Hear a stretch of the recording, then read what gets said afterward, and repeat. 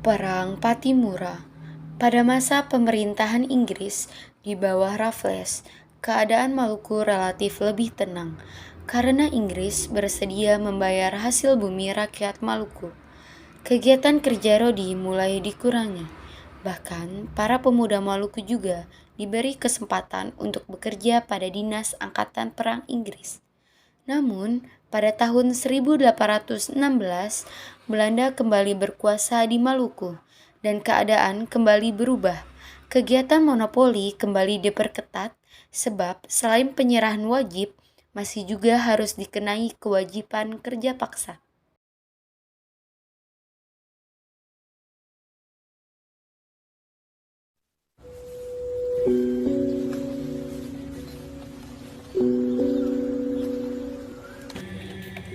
Hei, apakah kau sudah membuatkan pesanan perahu orang baik saya? Oh, sudah siap Tuan. Mari ikut saya untuk mengambil perahu.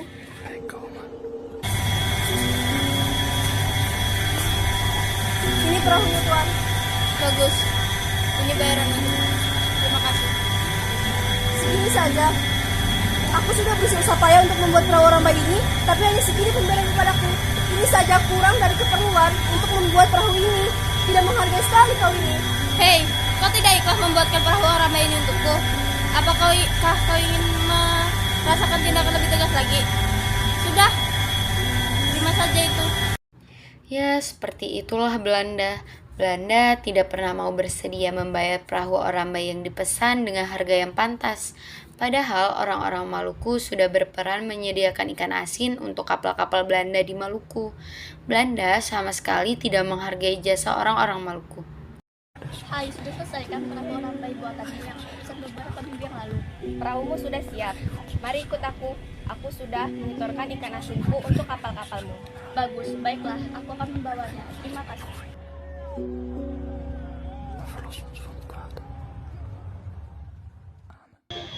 Bagus, baiklah. Aku akan membawanya. Terima kasih.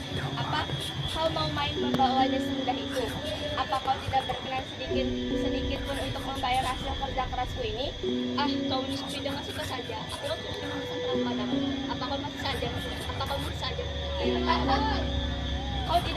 Kau tidak mau membayar. Baiklah, aku memutuskan akan mogok kerja kalau kau tidak tetap mau membayar hasil jerih payahku, dan jangan harap aku mau menerima pesanan-pesananmu lagi. Apa? Berani-beraninya kamu menuntut. Aku akan berbicara pada pimpinan. Presiden Saparua Vandenberg menolak tuntutan rakyat itu. Kejadian itu menyebabkan kebencian rakyat Maluku semakin menjadi-jadi. Menanggapi kondisi yang demikian, para tokoh dan pemuda Maluku melakukan serangkaian pertemuan rahasia di hutan Saparua. Hai para rakyat Maluku, apakah kalian ingin seperti ini selamanya diperlakukan oleh Belanda dengan seenaknya? Pastinya kami tidak ingin diperlakukan oleh tentara Belanda. Sudah, ini tidak akan memecahkan masalah yang kita hadapi. Akhirnya, untuk menghadapi masalah yang sedang terjadi, mereka semua mengadakan rapat rahasia dan yang terpilih menjadi pimpinan adalah Thomas Matulesi. Ia mendapat julukan Kapitan Patimura. Bagaimana jika kita menyerang pos-pos Belanda? Baiklah, kita akan menyerang pos-pos Belanda pada tanggal 15 Mei besok. Patimura, saya akan mempersiapkan peralatan dan senjata untuk penyerangan besok. Baiklah, kita akan menyerangnya besok. Kapitan Patimura menyerang pos Belanda. Pada penyerangan tersebut berhasil menangkap Presiden Vandenberg dan keluarganya. Namun, residen tersebut dibebaskan dan diperbolehkan kembali ke benteng.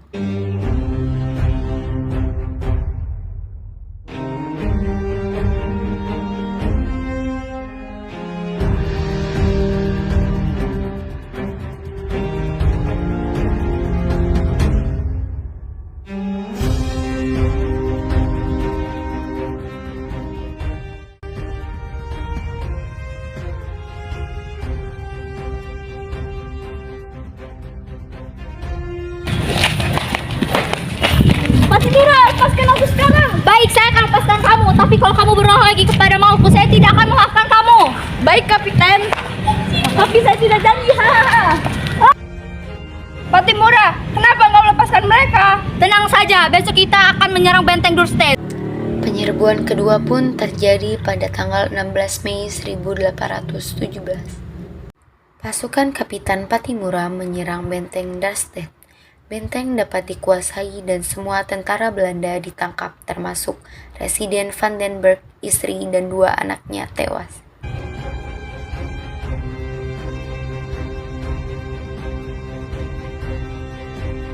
Merdeka!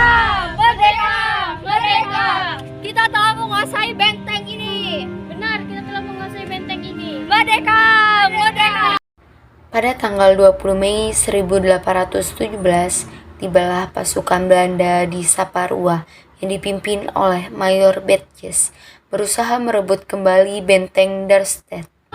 Pasukan Belanda ingin datang ke benteng ini. Benar, Patimura. Mereka datang ingin merebut kembali benteng Darmstadt.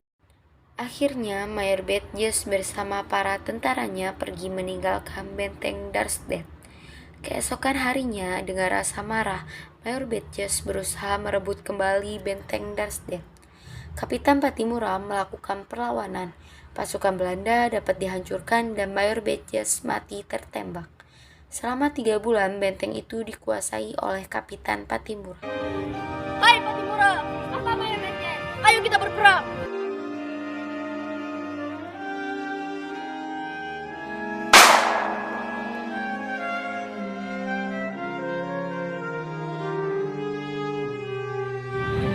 Patimura, maukah kamu menyerahkan benteng ini kepada kami?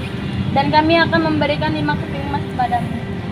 Saya sudah bilang berapa kali kepada kalian semua bahwa saya tidak akan memberikan benteng ini kepada kalian semua dengan 5 atau 10 keping emas sekalipun.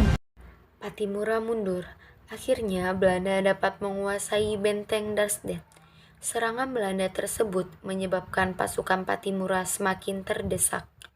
Banyak daerah yang jatuh ke tangan Belanda. Para pimpinannya juga banyak yang tertangkap, yaitu Anton Rehbock, Thomas Patiwail, dan Lukas Latumahina.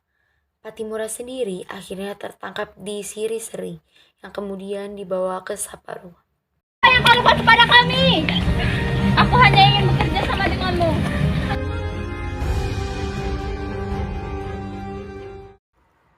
Oleh karena itu, pada tanggal 16 Desember 1817, Patimura digantung di depan benteng Victoria Ambon. Patimura, apa yang Anda ingin sampaikan kepada rakyat Maluku untuk terakhir kalinya? Patimura tua boleh mati, tapi Patimura muda harus tetap bangkit untuk membebaskan Maluku.